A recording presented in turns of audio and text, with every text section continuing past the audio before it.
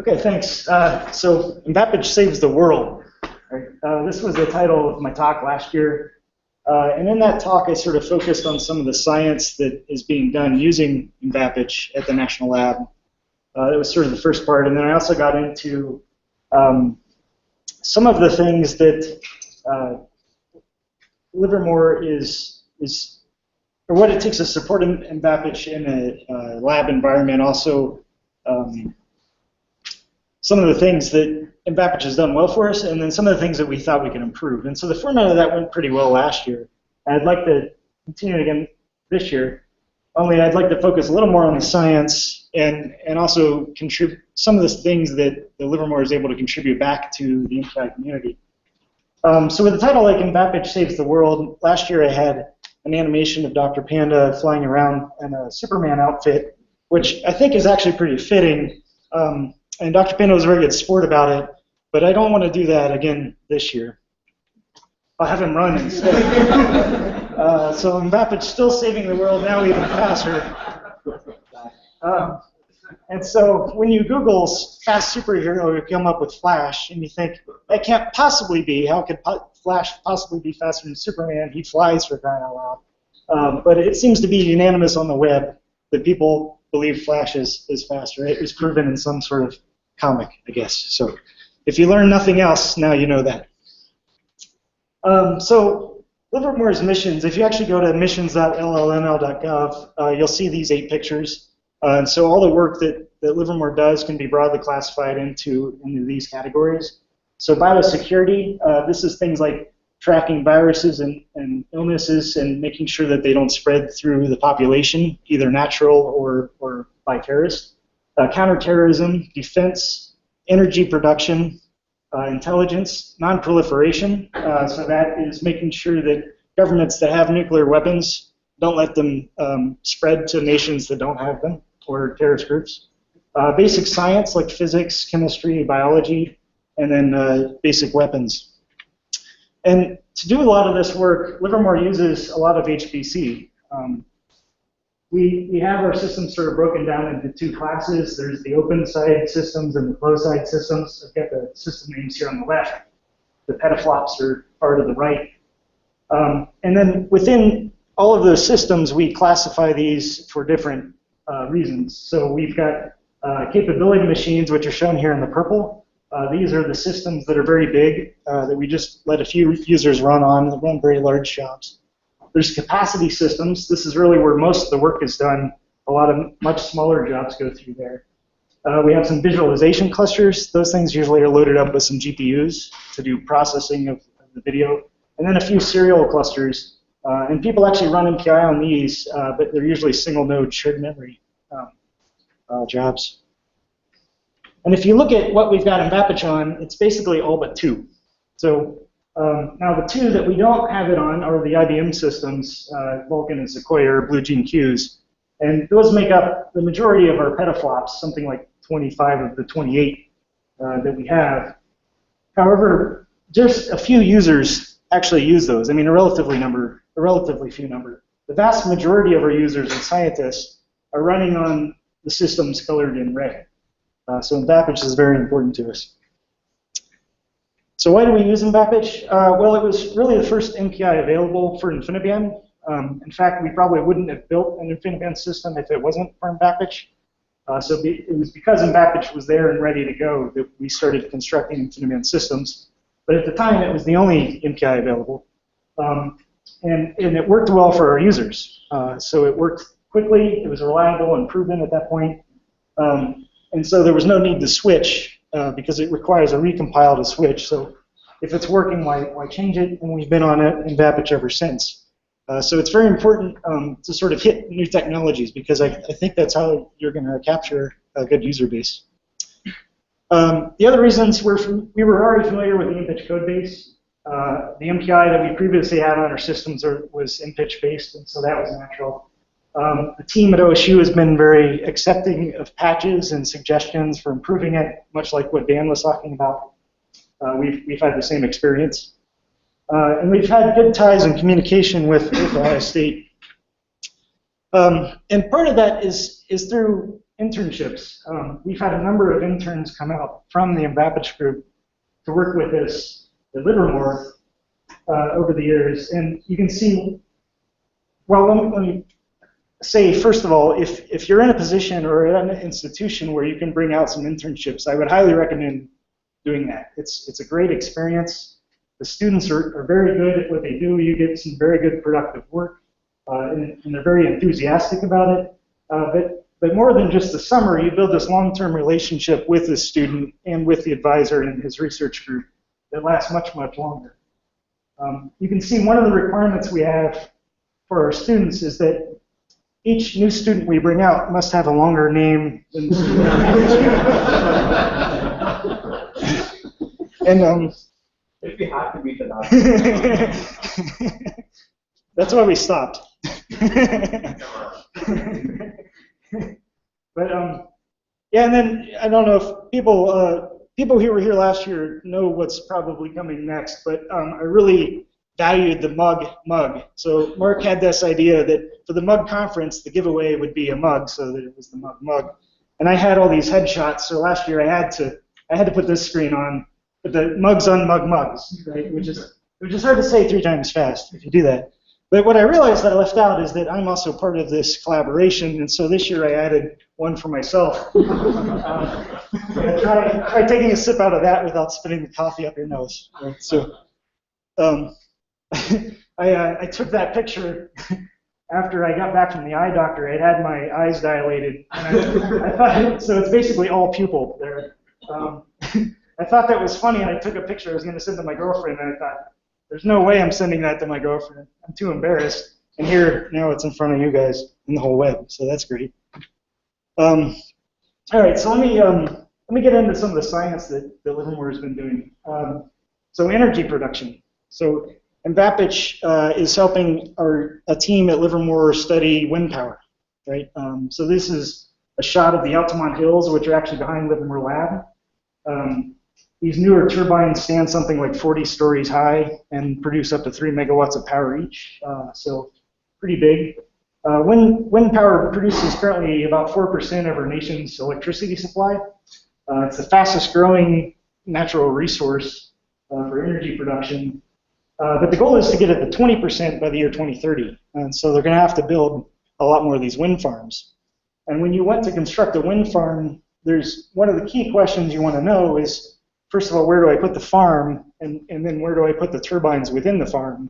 And it turns out that's a very difficult question to answer. You can sort of go out and study how the wind flows, but that doesn't tell you all you need to know. And this is an area where HPC can really come in to play. And the problem, this is very hard computationally too, because it's order of scale kind of problem. So you have to cover something like 8 orders of magnitude in scale and distance in order to model this effectively.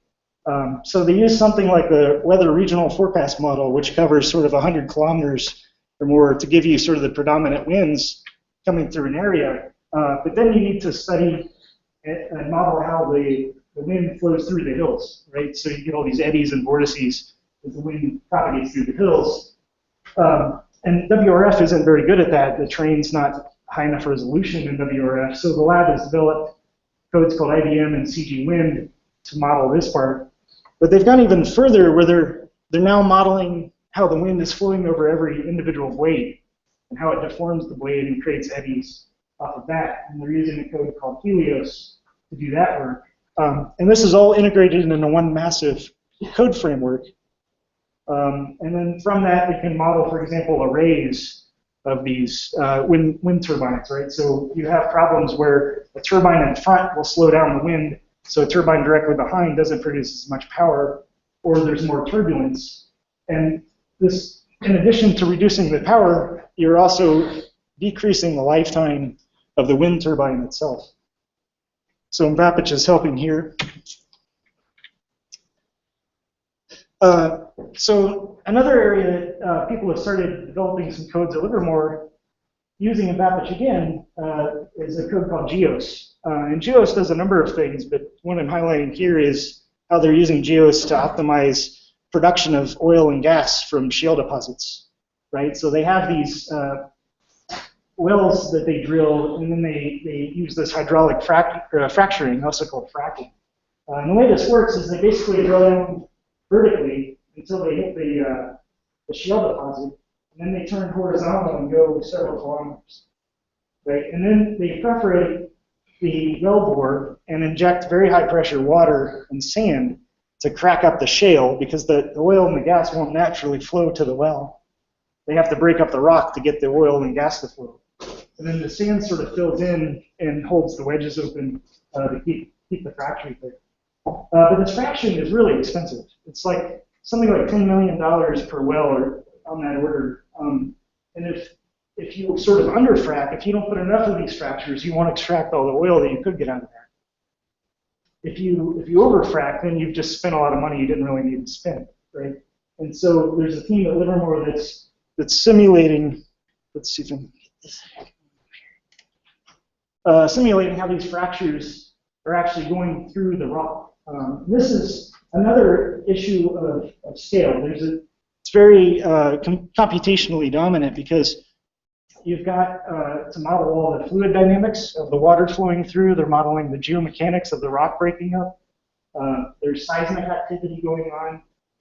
And there's issues with scale and distance and time. Again, something like 8 orders of magnitude, because the length of this wellbore might be several kilometers, but they have to model these fractures down at the micrometer level. So whether you believe that we should be burning more fossil fuels or less, MVAPICH has you covered.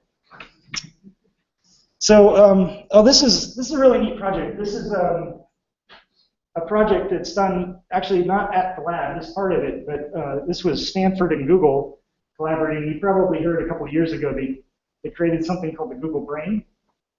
And what they were doing is they're training this artificial neural network on a very large computer to process images. And so they would feed it, I think, a few million images, static images from YouTube videos, or the thumbnails of YouTube videos, and they wanted to see what the network would produce, right? So at the input layer, we basically end up with just a bunch of pixels, and they create a first layer of neurons, and these neurons are sort of trained to pick up edges in the pixels. And then they feed that output to another input layer of neurons, and that starts to put together groups of edges to form object parts. In this case, they were feeding it human faces as the images. And then finally, there's a third layer that you start to get groups of object parts into object models. And all of this stuff is automatically learned. So nobody programmed those layers in directly. The algorithm sort of figures it out on its own.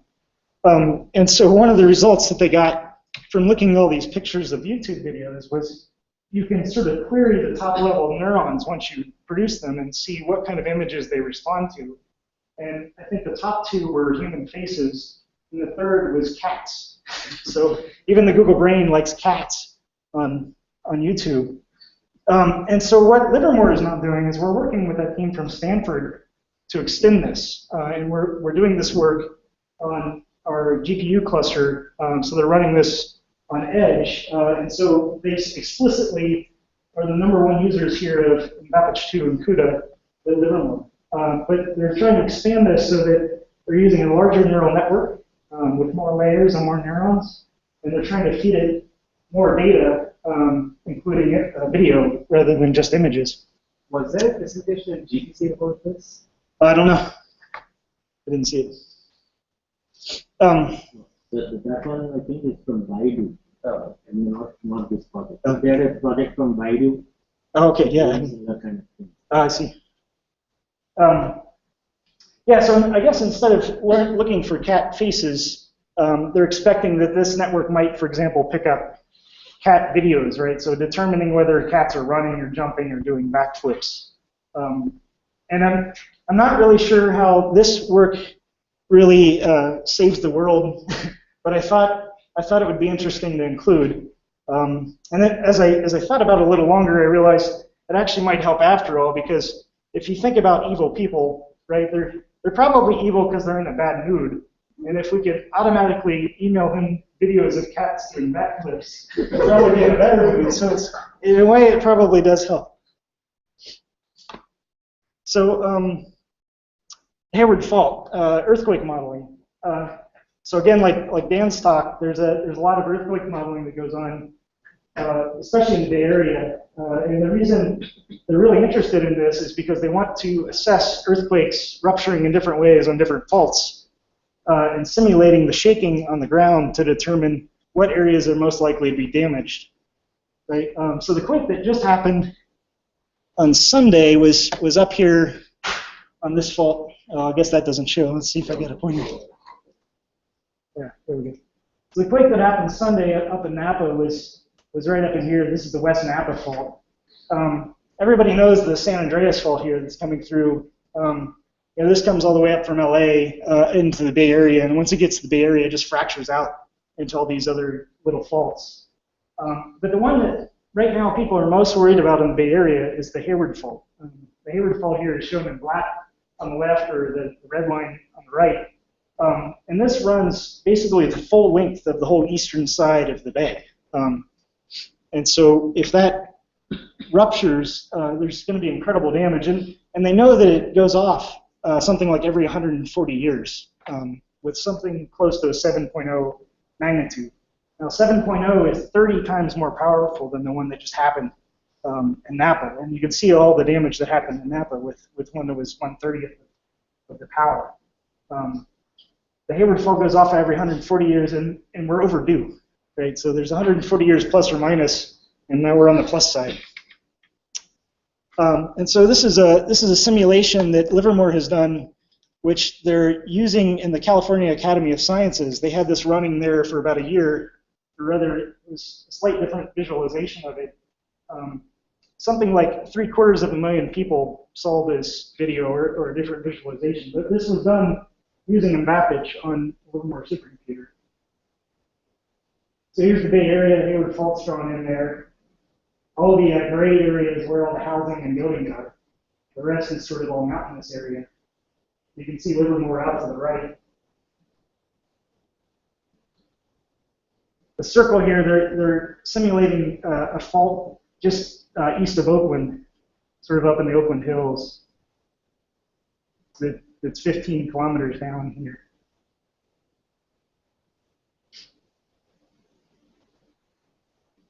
And what you'll see as this gets going is that they'll show the shake intensity, and red is bad, purple is really bad. And you'll see a lot of red, especially flood into Livermore, which is not good from a personal standpoint. But the other interesting thing I like about this is you really see the ripples in this. I mean, it's almost like dropping a rock in a pond, and you see the ripples sort of go out from that point. And the earthquakes work in much the same way. And these waves will reflect off of mountains back onto terrain that's lower level. And that's what happened in the case of Livermore, because it's sort of this sand area that's surrounded by these mountains. And the waves just kept reflecting back and amplifying on each other. And this is also of personal interest because I used to be in Livermore, again right here. I just recently moved to San Leandro, which is like right on top of the fault. So maybe not the best decision, but let's see. So sort of in the science here, drug discovery, I just read an article. All this is like recent news. I've put URLs in here so you can go read a lot about all this. I just read about this recently, and so there's a team at Livermore now trying to produce new antibiotics. It turns out the pharmaceutical industry they're not really interested in it because it takes them 10 or 15 years to develop a new drug, and antibiotics go away. They become ineffective too quickly, and so they're trying to use HPC to speed up the drug development process, and they think their target is to produce the next new batch of antibiotics, the new class that's been developed in 30 years. Right? Pathogen identification. So this is if you have some sort of outbreak of a virus and you want to identify what it is to mitigate the problem, you can do that. We have somebody doing toxic chemical dispersion, so how a release will sort of flow through a city, determine what parts of the city are most at risk. And then, of course, Livermore does a lot of work in climate change. And so what I wanted to highlight here is that for the MVAPICH team especially, I mean, you guys really should be so proud of the software you're producing, because if it wasn't for that software, a lot of this science wouldn't be done. And this science is very important. You have a very direct role in the production of this new science. All right, let me switch to some of the contributions that Livermore has done. So I wanted to present some of the tools and libraries that we've created that we think are valuable, so we've open sourced them for others to use. I'll go through these a little more quickly, but there's MPI leaks. So one of the problems that I've always had is people come to me and there'll be a fatal error that happens 12 hours into the run where some sort of fatal event happens because they've run out of, say, MPI request objects, right? If there's an ISIN in a loop and you get a request back and you never wait or test on it, eventually you'll run out of those things, and they're very hard to track down because they don't happen until a long time into the run, and usually the line they happen at is not the line that's actually the error, it's just the unlucky one that hit the problem. And so we built a tool that will basically intercept all the calls that allocate objects, and we track when they've been freed, and then at MPI finalized time, we can collect the summary and we print this out. So we sum up all the leaked objects across the processes by source line, and then print them from most leaked to least leaked. And so this has been extremely useful. I mean, it turns a debugging problem that normally would take maybe a day or two into something that can be done in 5 minutes. And the first time we ran this, we actually were using MVAPICH1.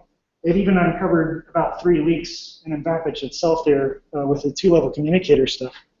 So, Quick question. Yeah. So, MVAPICH2, have you tried to use enable G equals or pass equals none? At the end, we do print out the rest of leaks. I was just wondering if it's different from that. I haven't tried it, but do you capture the source lines, or do you just capture the number? I think we capture the lines where the request was allocated. So it sounds like the same tool did. Okay. Yeah, no, I haven't used that. It's not a standard macro. Okay. I knew that they were capturing the leaks, but I didn't know they were printing the source line, so that's useful. So sort of taking MPIleaks, it's a nice tool, but it's kind of complicated to build. You have all these other dependencies, so of course it depends on MPI, but it depends on a library we have called callpath, which itself depends on MPI and Stackwalker. And Stackwalker depends on the Delph and the Dwarf. So what you'd really like to do is just install the tool, but you have to go install all these other libraries, which is a pain. And so we have somebody at the lab who's creating something called Spack, which is the Supercomputing Package Manager. This is Todd Ramlin's project. And it basically simplifies to Spack install MPIleaks. And this is all sort of Python-based. It will know how to go download the dependencies and install them and configure and build them. And also RPass all this stuff together. So you can't sort of mistakenly get the wrong dependency at runtime. And that's, let's see, that's useful for MPIleaks. I know this is sort of a heresy here, but we also have OpenMPI on our machines. And so we have to support MPIleaks for that as well.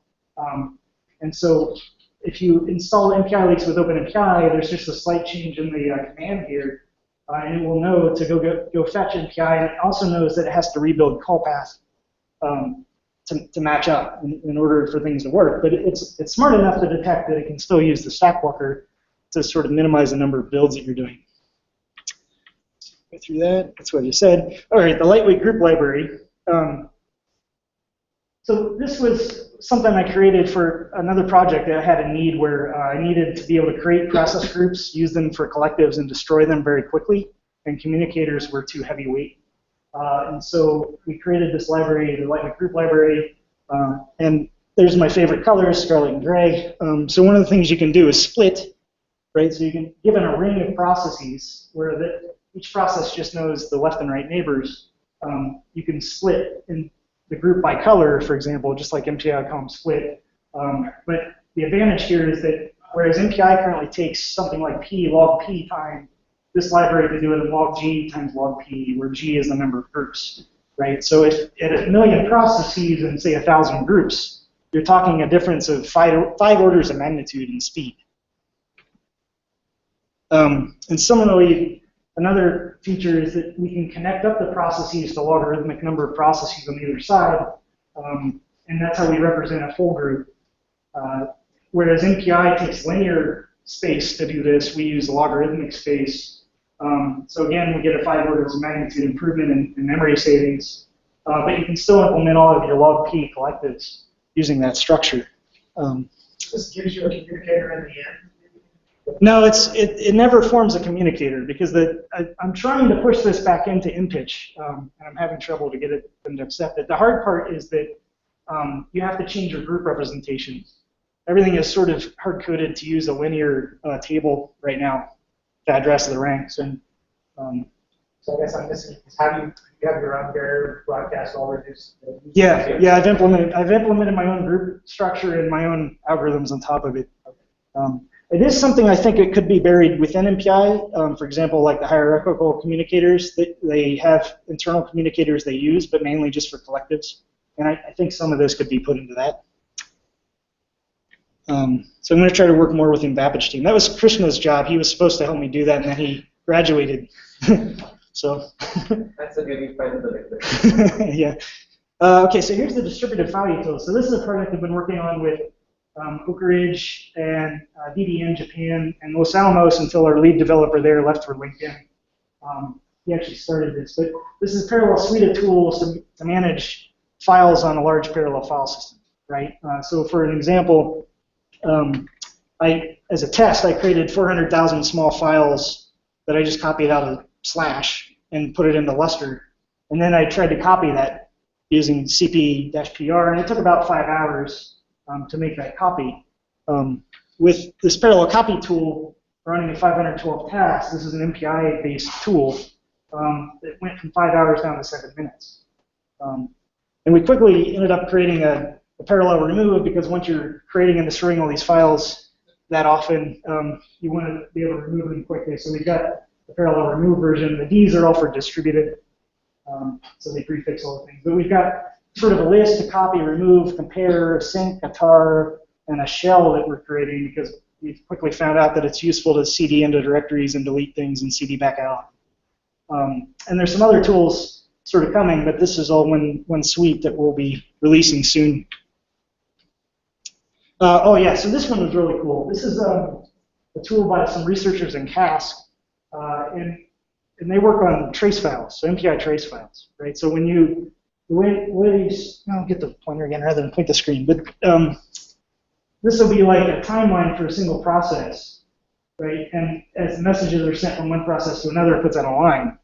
And this is shown in physical time. But this is what a typical trace file looks like, and you can't make any sense of this, or at least I can't, not easily. And so what they've done is they've changed this to logical time using happens before's relationships with send and receive. Right? So they changed everything to logical time and present it in logical time. And all of a sudden, it's like becomes instantly clear what communication pattern is happening. And they color things by how late that process was to arrive at that point in logical time. Right? And so you can see that these guys up here were late in coming to that part of the communication. And so actually, I think maybe some of the MPI developers, certainly the application teams can use this, but I think it might also be useful for MPI developers to sort of study algorithms. Okay. All right. Yeah, so one of the things I want to talk about, I complained about this last year. I had a bunch of challenges for the high state team, and I took them out of this year's talk, but then Dr. Panda said put them all back in. So this is one that I had last year. Basically, we have the MPICC, the default MPICC that came with MVAPICH would put the network in your link line, right? So like the ID verbs that I've gotten red up there. That worked great until you like moved over to a machine that didn't have verbs or that you didn't want to use verbs on, right? Like QLogic or Intel. And so Livermore, we've got 4 different network types, and so we ran into this problem all the time where you'd have an application, and we had one machine with Mellanox and one machine with Mellanox plus NVIDIA with CUDA that we want to enable QLogic and then shared memory, and you'd have to actually run MPICC on every one of those machines to produce an application, and then pick the one you want at runtime based on that. And so that was kind of a big hassle, and this is now fixed in version 2.0. Yay! So it's by just removing the network library, it's still doing a shared link. Now you can build anywhere, sort of any of our machines, and then run on any of the machines. The user just needs one application. So that's really nice from a user standpoint. I complained about this last year too. This still needs to be fixed, hopefully. So we have to support multiple compilers, right? 3 different compilers, GNU, Intel, PGI. By the way, we have several versions of each of those we need. We have multiple MPI implementations. We still have MVAPICH1, MVAPICH2, and OpenMPI, 2 or 3 versions each of those. And then plus we build each one normal plus debug in case a user runs into a problem. And then, like I said, we had these multiple system types, the 4 different networks. And so when you start figuring out how many builds you have to do of MPI, there's a build for each compiler because Fortran and C++ don't work well together. There's a build for each of the versions you want to keep, so maybe 3 MVAPICH2 versions we have, a normal debug of each of those, and then 4 different platform types. And so you end up with some incredible number of builds you have to make, something like 72. My question yesterday in the tutorial was whether Nemesis or something like it could help, because if you could dynamically select the network, then we could eliminate that last factor of 4. So that would significantly cut down on the number of builds. I know the MVAPICH team has been looking at that. Here's another area where there was a lot of complaints last year on startup, and so we're trying to improve that. I've been working with Ohio State on this new launcher called Avalaunch, which is sort of a prototype launcher replacement for MPI run. And the way this works is that it sort of propagates out from the root node. So it's almost like a snowball coming out from the root node to the children and then propagating downward, which is how the name came to be. And we're using it to run all these different experiments by changing things to see what actually matters, what's really taking the time in the startup. We're also modifying MVAPICH2. In fact, we've put some of the lightweight group capability into the MVAPICH2 startup, or I'm trying to get it in there. And Surov and some others have modified Slurm to implement a new startup in PMI, which has helped. And this is, I think these are reasonable numbers that we can hit. So this is, I have a toy application that's not using MPI, but it is setting up communication among a bunch of processes. And so I launched it at different scales on one of our clusters. And this is the launch time plus the time for the application to actually connect and run, send some messages. And if you exclude the launcher, like if you're on a system that already has Slurm, then all you're really doing is just running the application, right? You can see we're getting very, very good scalability here. Something like less than a half second for 4,000 processes. And I still expect this to be under a second, even for tens of thousands of processes. So I'm hoping that in MVAPICH2 we can fix that. And then a few more challenges. This one has become sort of a pain all of a sudden. We were stuck on MVAPICH1 for a long time because, like I said, that's what we started with, and our users don't like to recompile. And so then I finally got them to get recompiled to MVAPICH2 1.7, and right about then MVAPICH2 1.9 came out. And the problem is it took a recompile from MVAPICH 1.1.2 to 1.2.1.7. We need another recompile to 2.1.9, and yet I hear another coming up in 2.1. And that would be okay, except that for our codes it takes like a day to recompile some of them. So it's extremely painful. So it would be nice if there was some way to alleviate this problem. I've seen some solutions out there that are sort of outside MVAPICH, but like MPI adapter from Japan or MorphMPI might be ways. Faster MPI com split would be nice if we could integrate this in the plans. Okay, good. I put a reference to the lightweight group thing. Yeah, I think we talked about it 2 years back or 3 years back. Yeah. Still in the pipeline to get there. I think you graduated and come back in that time. So. What type of apps are you seeing MPI com split in long time? Well, people are avoiding it, right? They would like to use it. So I have this parallel sorting library in which I want to create process groups, do a few collectives, and then abandon the group. And if I throw like a communicator creation in there, it just kills it because the group is sort of random with every sort operation, right? You can imagine there's sort of like a partition, a parallel partition, and you don't know who you're going to group up with until you start the algorithm. And so if you have to do a collected or a communicator creation every time through there, it just costs too much. Right? But you would like to do a com split? Yeah, com split would be nice, and I think it could be possible if we just made it faster. Right now, it's just because the group representation in MPI is a linear table. If that representation can be changed, you could do something quicker, but that's a lot of work. I think it's something that should be done, and that leads to the next bullet, find and eliminate every linear term, Yes. right?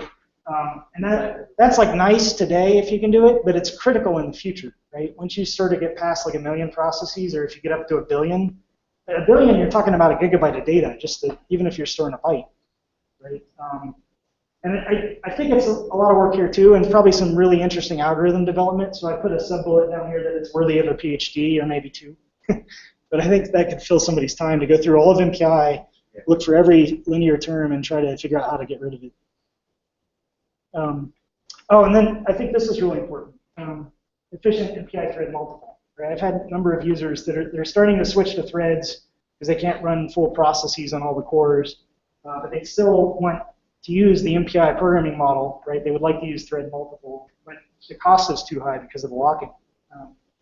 And actually, we are working on some solutions for it. So good. We don't know when we release it, but there are some solutions.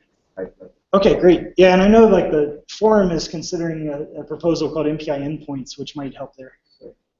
All right, and then last slide here, I want to sort of circle back to the science because this summarizes the whole theme of the talk. But this is work done at Livermore by the Program for Climate Modeling and Diagnosis and Intercomparability. That's easy to say.